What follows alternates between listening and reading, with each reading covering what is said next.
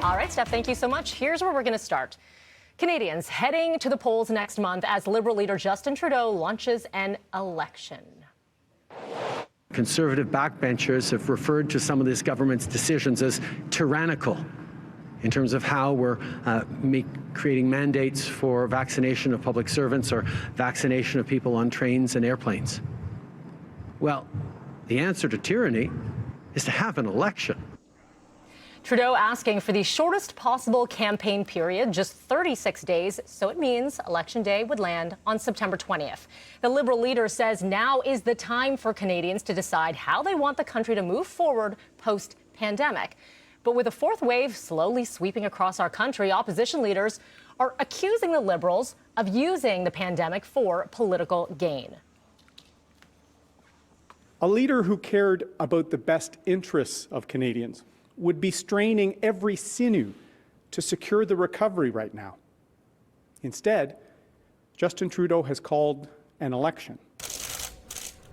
Conservative Party leader Erin O'Toole kicked off his campaign promising 1 million jobs within a year, but his election pitch overshadowed by his inability to clearly answer if he'd make vaccines mandatory for Tory candidates.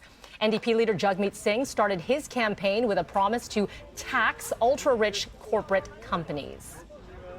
We are the only party saying very clearly there is a third option, which is to make the ultra-rich pay their fair share. Companies like Amazon, which make record profits in this pandemic, do pay virtually no taxes in Canada. We can stop that. We can make sure they pay their fair share and invest that back in people. Green leader Annamie Paul hopes to win a seat in the House of Commons in this federal election. She says the party will focus on climate change and a green economy.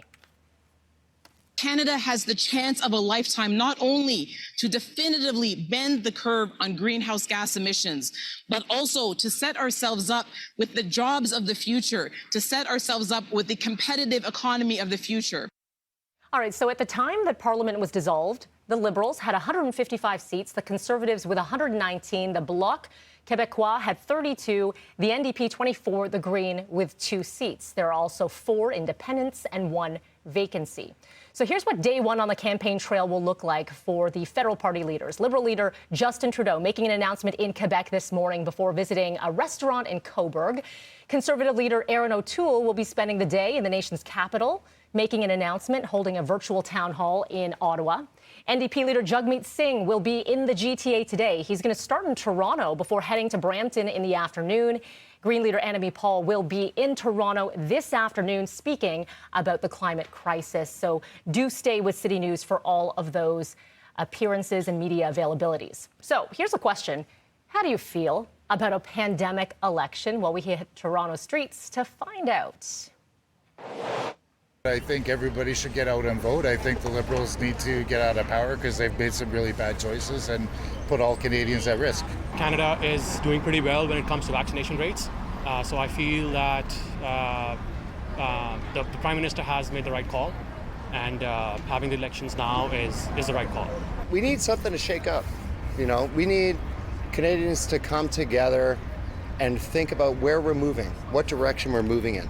And now's the time to do it. So I'm happy for that. I will be voting, and I encourage everyone else to vote. Okay, still ahead, we're going to be hearing from political analyst Amanda Galbraith with more reaction and analysis on what's to come, and that is coming up just after 7 o'clock. Let's get to the streets now. 2 people rushed to hospital with serious injuries after a shooting in a school parking lot in Scarborough. And we're going to take you to the live look at the scene right now.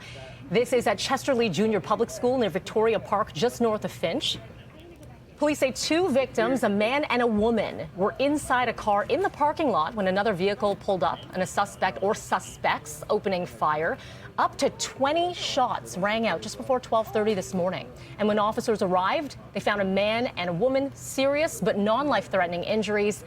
At this time, there are no suspect descriptions, and you can see bullet holes, evidence markers still remain. Now, police are also investigating a shooting in the city's Portlands district. Police say a man found with a gunshot wound near Polson and Cherry Streets just after 9:30 last night. The victim rushed to hospital. His condition has not been released. Police at the scene saying there was a large and unruly crowd and was also a gathering in the parking lot on Polson at the time. Again, no word on this case on any suspects or arrests.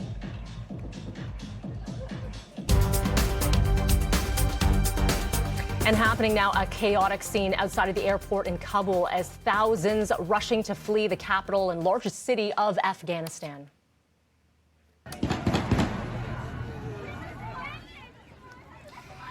You can hear the sound of gunfire as panicked people running. The Taliban has now seized control of the city. Some commercial flights have been impacted by this chaos. Emirates suspending flights to Kabul until further notice. And this comes as Canada shuts down the embassy there, suspending diplomatic operations. There are also reports that another 1,000 U.S. troops will be deployed to help with security in the capital city. And we are going to continue to follow this developing story here through the hours on Breakfast Television. And of course, we continue to watch the grim news in Haiti. Nearly 1,300 people are dead. Thousands more injured after a powerful 7.2 magnitude earthquake. Buildings destroyed and hospitals right now absolutely overwhelmed. The Saturday morning quake, again, killing close to 1,300 people, injuring more than 5,700. Thousands are still missing. And at this time, there are no reports of any Canadian casualties, but things could soon worsen as Tropical Depression Grace expected to reach Haiti tonight. We'll talk to Frank a bit more about that storm on its way in moments. Right now, your time is 6:11, and coming up next, getting a new car could be even more of a challenge this year. Coming up next in business, why that chip shortage that we've been telling you about is not expected to let up anytime soon. We're talking to Chris McCusker next.